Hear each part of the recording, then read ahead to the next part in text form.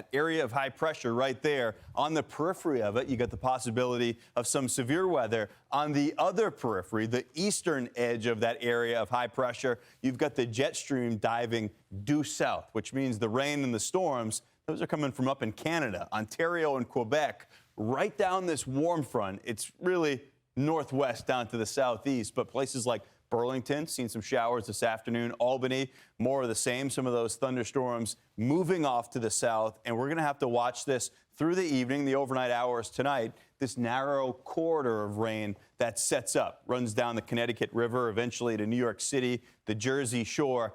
That winds down during the morning hours on Wednesday, but the batch that we'll need to watch that gets going farther back to the west, a cluster of thunderstorms from eastern parts of the Ohio River Valley and then into the mid-Atlantic. These storms could become strong or severe into the second half of the day on Wednesday, the afternoon and into the evening. Right about this time tomorrow, we'll be tracking storms in this region, the red shaded area. It's where severe weather is likely tomorrow. Some damaging wind gusts. We'll be watching for that, as well as this, some isolated tornadoes possible from southern parts of western New York down through PA, all the way down to the nation's capital and parts of Virginia. A low-end threat, but one we'll be watching closely for you here on Fox Weather.